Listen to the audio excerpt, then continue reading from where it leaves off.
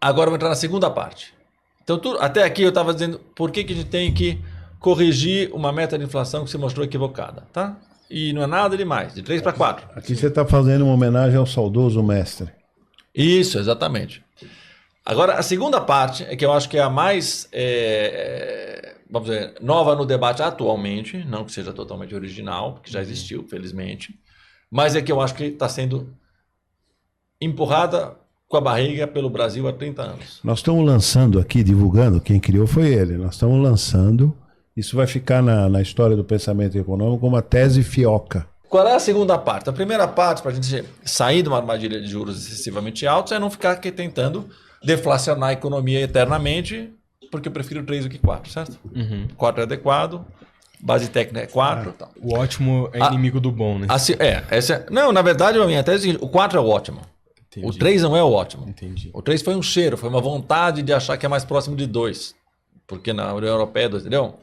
Mas 4. O ótimo... Na tese fioca, o 4. O 4 é o ótimo, tecnicamente falando. Estou falando de artigos de outras pessoas, tá? Tem um que eu também subscrevo, mas os outros são de outras pessoas. Agora, a segunda parte, o primeiro a gente tira a necessidade de desinflacionar a economia quando ela não está sob risco inflacionário. Então, o 4 resolve isso. Mas como a gente viu, mesmo quando a gente não está em regime desinflacionário, o juro no Brasil é extraordinariamente alto. A gente teve 12 anos de superávit primário todo ano, dívida em queda e juro alto. E por quê? Porque nós temos um problema nos instrumentos da política monetária.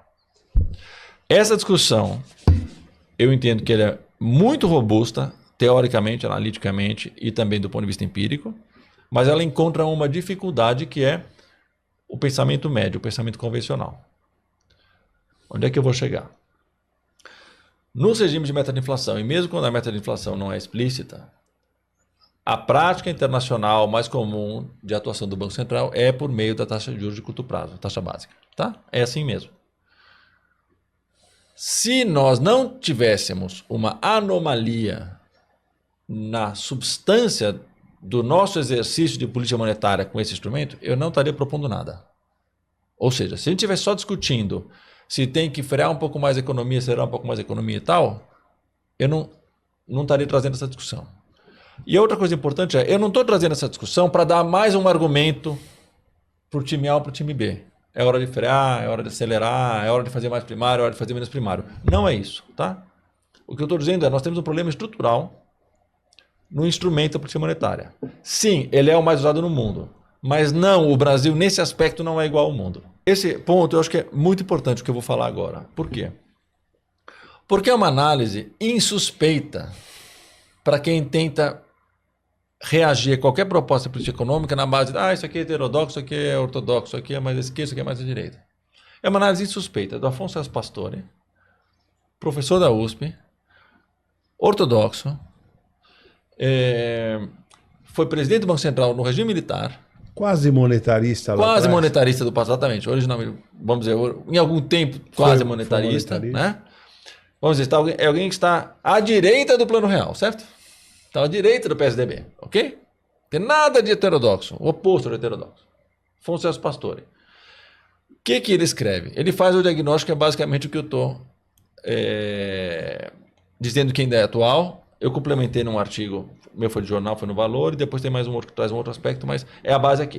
O que ele diz basicamente? Ele diz o seguinte: nós herdamos do período de inflação alta dos anos 80, a indexação, problemas de gestão do orçamento, vários problemas, muitos dos quais resolvidos com o Plano Real, mas um que não foi resolvido. Qual? A dívida indexada a juros do overnight. Certo? A dívida pública, tipicamente, é prefixada e longa. Né? E a nossa dívida pública, já naquela época, e continua até hoje, tem uma grande parte indexada ao overnight, que seria a Selic. Quanto? Mais ou menos metade hoje. Metade de uma dívida grande, certo? Qual é o problema disso? Tem dois problemas.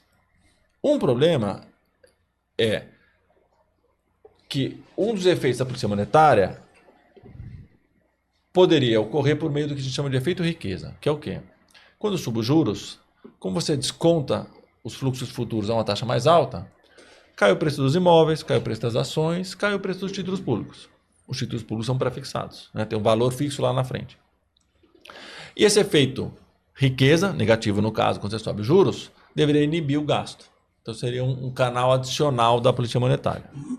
Então o que ele diz? Se a sua dívida está indexada ao overnight, ela corrige com juro flutuante, não só você não perdeu, como você vai ganhar o juro da frente. Então você tem o efeito riqueza muito menor. Alguns economistas falam disso para dizer sim, eu sei, mas quero continuar fazendo tudo igual. Mas tem um outro efeito, que esse é o que eu acho que é talvez o mais importante e que cresceu com o tempo, que é o que eu chamo de efeito renda, que é o quê? Não é só que aquela parte da dívida que é prefixada, como numa economia típica, que é o pressuposto do regime de metas, ou vamos dizer, é o típico no país de quem escreveu a teoria econômica ortodoxa, é pequeno, o efeito riqueza é pequeno. Tem um efeito renda que ele não é pequeno, ele é oposto ao que você quer. Ele é um vetor contrário. Certo? Uma coisa é você dizer, o meu vetor de contração pelo efeito renda é pequenininho. Outra coisa é dizer, além disso, eu tenho um vetor no sentido contrário, que é o quê? Um vetor expansionista ao subir a Selic. Quando o Banco Central sobe juros, ele quer conter a economia. Claro. Mas se você tem uma renda que é indexada ao overnight, no mês seguinte, na verdade no dia seguinte, você está distribuindo dinheiro. Certo? Por quê? Porque o cara tem um CDB, um fundo DI, uma empresa tem um caixa em títulos, eu rendo Selic. Se a Selic está 5 pontos maior, a minha mesada aumentou. Eu tenho mais dinheiro na economia. Então, isso é um efeito contraproducente. Por isso, a Selic fica pouco eficiência. O pastor chama de eficácia, eu chamo de eficiência, porque é uma questão de custo para mim, né? O pastor diz o seguinte, tem um terceiro efeito que funciona. É verdade, mas é o mais perverso. Qual é? É a redução do investimento. Ou seja, se o juro está mais alto, os investimentos menos rentáveis eu não faço. Só faço um pouco de investimento. Se o juro está mais baixo, eu faço um volume maior de investimentos. Então, cai o investimento. Ao cair o investimento, claro, isso reduz a demanda também. Mas é muito menos do que em outras economias. Okay? Depois, aí tem esse artigo meu de 2011, eu não estava no mercado, que acompanha a economia, e o que eu estou dizendo? Que é um efeito adicional que não está no pensamento do Pastore, é uma tradição mais keynesiana, pensar no sistema financeiro, no crédito, que é o seguinte, o efeito riqueza, ele não funciona só direto na pessoa. O efeito riqueza funciona por meio dos bancos. O artigo é como reduzir os juros. Para quem quiser ver, estou montando um site, tem aí embaixo para achar. Ele funciona por meio dos bancos. Ou seja, quando os bancos perdem dinheiro pelo efeito riqueza, o Banco Central subiu o juro. O banco em geral tem títulos públicos, é líquido em ativos financeiros. Cai o valor do título. Então o balanço do banco fica um pouco pior. E os bancos passam a ter políticas mais cautelosas. Essa retração do crédito, uma tradução da Banking School inglesa, ela desacelera a demanda. Então eu estou adicionando ao fato do renda, que é contraproducente, do riqueza pequeno na pessoa física e jurídica, o riqueza pequeno sobre os bancos. Tá? Bem observado. E depois, sim. Nesse caso, os bancos ainda apertam mais o juro direto ao consumidor, né? Então, mas isso é o que você desejaria, né? Porque aqui você está querendo segurar a economia. O problema, o que eu estou apontando agora é o seguinte, quando o Banco Central do Brasil quer segurar a economia, ele com a mesma taxa de juros segura muito menos do que outros bancos centrais. É disso que eu estou falando. Então, eu quero segurar, eu estou falando do custo de segurar. Tá? Não é o debate do trade-off típico. Temos que crescer, olha o emprego, ou temos que cuidar da inflação. Não. É a eficiência ou eficácia do Banco Central. Para pôr a mesma pressão contracionista. Okay? Aqui a gente gasta muito mais. E resulta muito menos. Pelo efeito riqueza direto nas empresas e pessoas, que o pastor diz. Pelo efeito renda, que é o contrário do que você gostaria, expande quando você queria contrair. Tá. E eu estou adicionando o efeito riqueza via bancos, via crédito. Tá? E por fim, você tem um terceiro artigo aqui, em que esses 4 economistas adicionam o fato de que no Brasil, como a gente ainda tem um impacto grande do câmbio, e o câmbio oscila muito, o Banco Central está com excessiva frequência lidando com inflações de custo. Porque uma alta do câmbio é como uma alta de energia, é uma alta de commodities, uma commodity composta, né? São todos os tradables. Sim. Então você está sempre lidando com inflações de custo e, portanto, você está sempre deprimindo a demanda se você tiver uma meta de inflação muito apertada. A Selic é um carro que consome, que faz 3 km por litro. 2,5. Todos os carros fazem 8, 10, entendeu? Eles chegam onde você quer, mas você gasta uma fortuna. Esse E ainda queima óleo. Queima óleo. Ainda você tem que trocar óleo mais rápido. Queima freio. Queima freio. Nesse artigo do Valor, que eu publiquei em 2011, a analogia que eu uso para explicar é que é o seguinte, a nossa Selic é como se fosse um freio, mas que é um freio fraco e que ainda está enganchado no acelerador. Você freia, mas você ao frear, você acelera junto. Acaba freando, mas gasta gasolina, freia demais. Que é isso? O acelerador enganchado, o que é? O efeito renda. O freio fraco, que é o pouco efeito riqueza sobre pessoas e sobre o sistema. A metáfora é boa. Entendeu? É um freio com um acelerador enganchado. É uma caravan. É pior, enganchou mesmo, é um problema mecânico mesmo. Não é só um carro de um motor fraco, né? A nossa política monetária é pouco eficiente. O que eu quero dizer com pouco eficiente? Muitos juros para pouca contração. Não é o argumento de dizer, essa inflação foi de custos, não tem que subir juros. Não é isso que eu estou falando. Eu estou falando, quer combater uma inflação de custos para não ter efeitos secundários? No mundo, você põe juro real em 4% é contracionista. Aqui, o Banco Central pôs, olha só, o Banco Central pôs o juro real no ano passado em 8%. 8% de juro real. O que aconteceu com a economia esse ano? Vai crescer mais que o ano passado. Tem dúvida que não funciona? Não é que não funciona no sentido de dizer não se deve combater a inflação. O que eu estou dizendo é o que não funciona. Só a Selic não funciona. E não tem mistério. Não é cultural, não é estrutural, não é histórico. Tá explicado aí. São os mecanismos próprios da nossa configuração de dívida, pô. Não tem dúvida. Eu estou injetando dinheiro. Tem dúvida que eu estou injetando dinheiro na economia? Não tem. Está injetando. Certo? Eu injeto dinheiro para um lado, freio pelo outro. Na média, o vetor fica pequenininho, né? Um para cada lado. Só que o custo fiscal fica enorme. Você me convenceu. Entendeu? Bom, aqui é o seguinte, o Banco Central de novo. O que diz o Banco Central sobre a nossa eficiência da taxa de juros? Isso aqui é um gráfico de impulso-resposta. Ou seja, para um impulso de juros, seria aqui no caso 100, né? Você tem 25 de queda de inflação.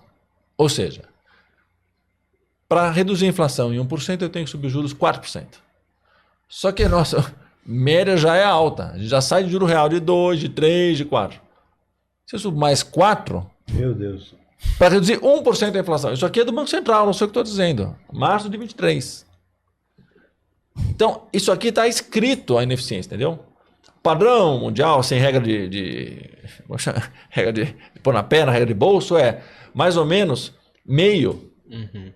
Entendeu? Se eu subir o juro real 2, eu consigo, ao longo do tempo, reduzir a inflação em 1. Aqui eu juro em 4. O lado bom nisso é que se nós fizermos uma revisão da taxa de juros, a gente pode abaixar mais os juros. Então, o primeiro lado, por assim dizer, bom é, se reduzir os juros por outro lado, não é tão expansionista, ok? Uhum. Tá. Mas é alguma coisa. Então, onde eu vou chegar? Eu vou chegar aqui, a gente não pode ficar usando só os juros. Tá. Entendeu? Então, aqui antes, problemas. Problema do instrumento. Cria um efeito renda, certo? Assim, tem keynesianos, monetaristas, todo mundo. Onde você quiser, para você não trazer o seu preconceito político para fugir do assunto. Onde você quiser tem referência. A gente tem efeito renda. Enfraquece o efeito riqueza. Enfraquece o canal de crédito. Isso sou mais eu que estou dizendo. Cria uma trajetória inconsistente da dívida. Porque o juro real de 6% não existe no mundo como média. Você pode, numa crise ou outra, fazer. Cria um vetor, e esse que eu acho que está acontecendo agora, com relação ao câmbio, que é o contrário do que você esperaria. O que você esperaria, normalmente, quando você sobe juros por arbitragem, né, ou carry trade, o que seja, é que o câmbio aprecia. Sim. Certo? Nós vimos o câmbio depreciar recentemente, sim, junto com uma política de juros altos.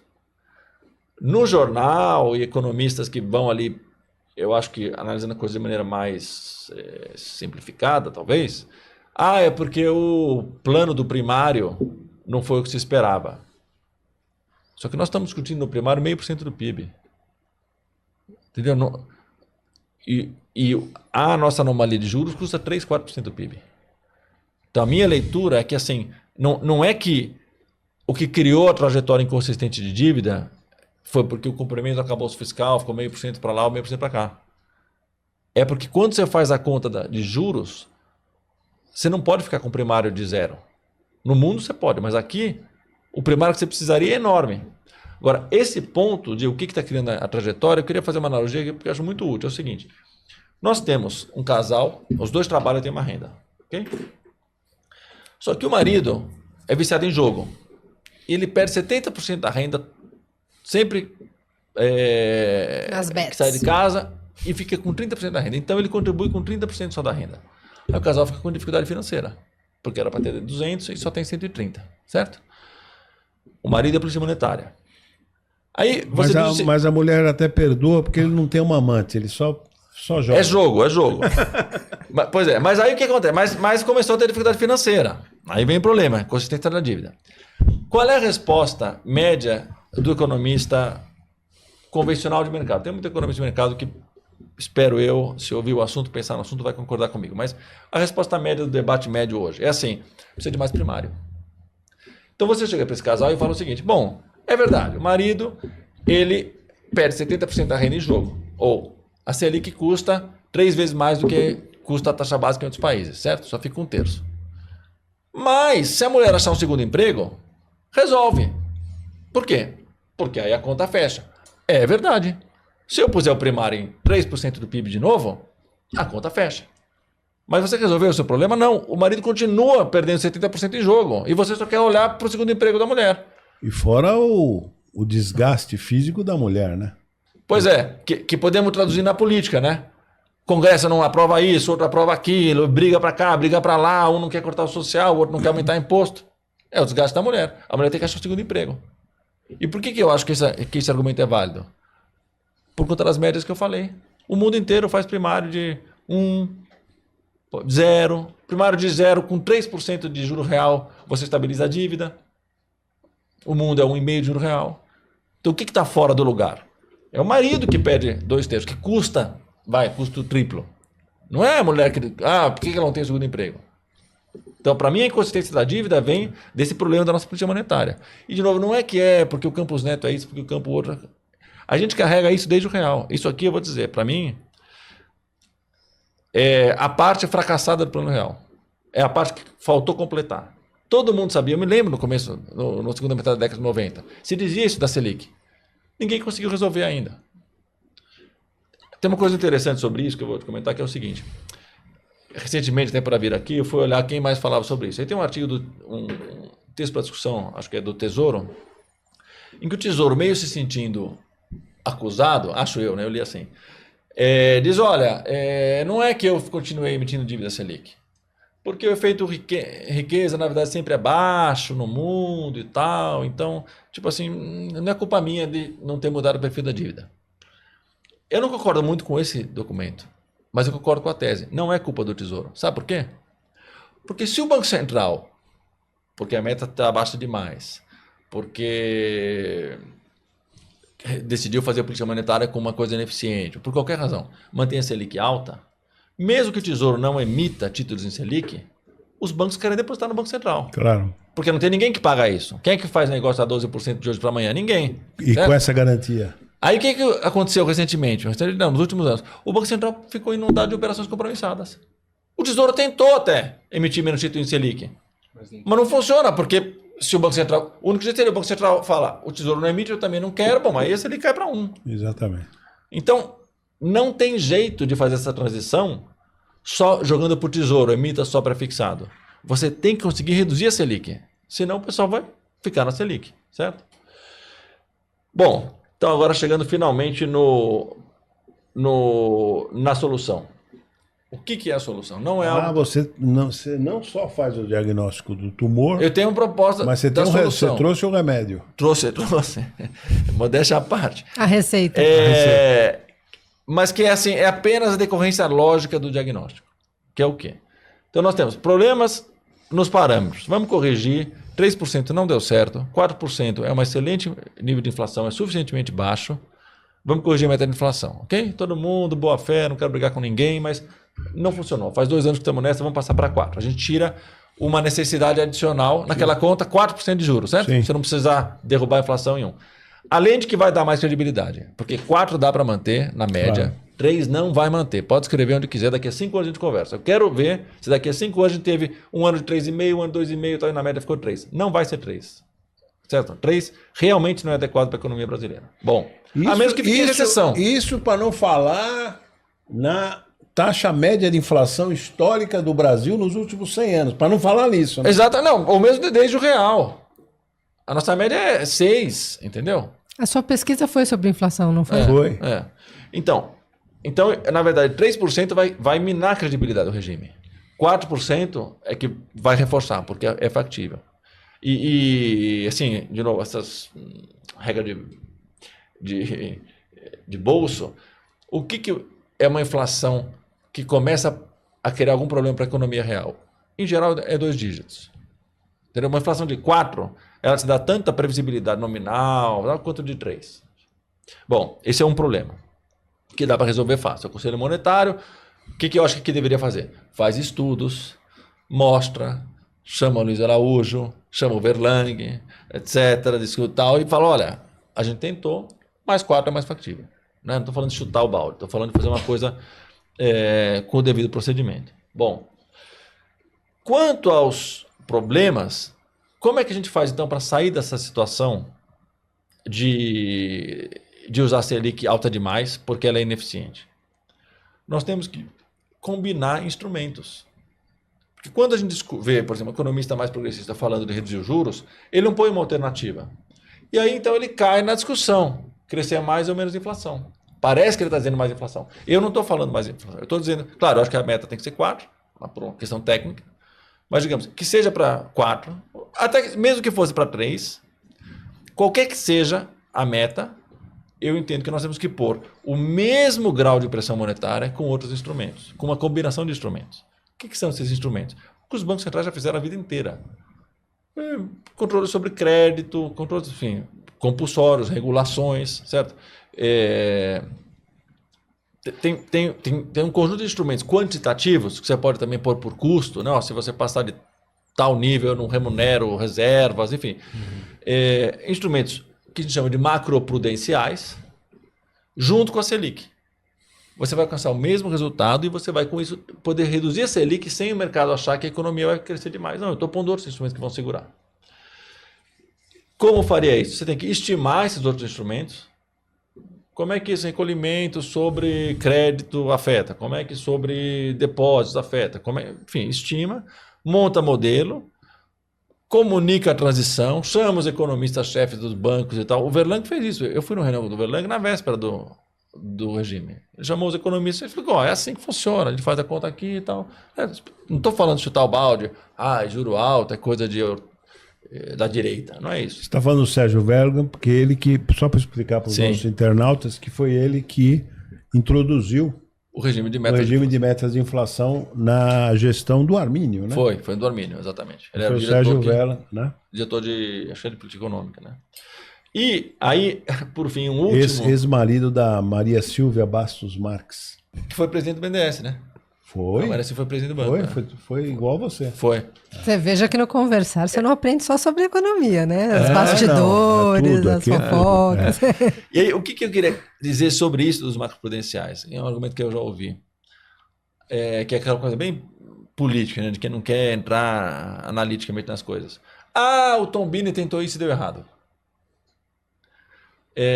Tadinho do Tombini, né? Peraí, ele ganhou até um apelido, Pombini, pelo Alexandre Schwartzman. Né? Enfim, eu discordo. Deu certo. A questão é como você mede. O que você está querendo discutir aqui? Você está querendo discutir se você consegue fazer uma política monetária mais contracionista com menos juro real, certo?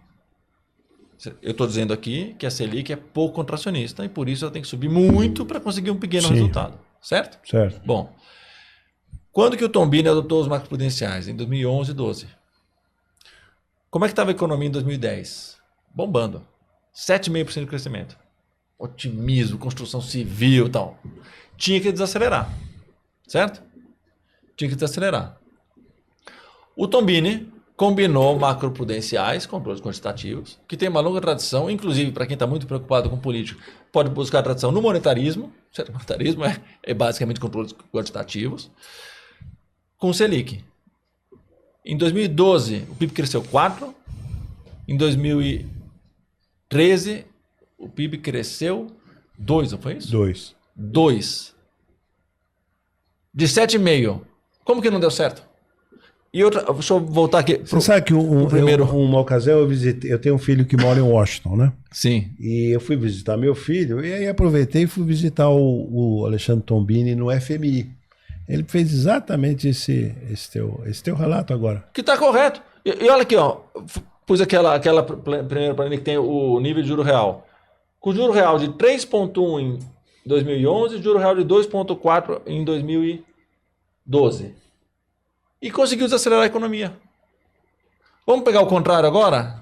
O Roberto Campos, o Alexandre Schwartz deve gostar. Subiu o juro real para 8%, a economia vai crescer 4%. Vai crescer mais do que no ano passado. Quem é que fracassou aqui? Entendeu? Entendi. Aí o que vem? Vem aquela coisa da política meio superficial. Ah, mas em 2015 teve uma crise. Sim, mas tem algum modelo que diz que política monetária leva 4 anos de lag? Não tem nada a ver uma coisa com a outra. Certo? Podemos discutir a crise de 2015. Política, lava-jato, fiscal junto, juro alto, choque de custos. Eu acho que a Dilma segurou a energia e teve que devolver em 15. Ok. Mas tudo isso é conjuntural. Não tem nada a ver com os macroprudenciais.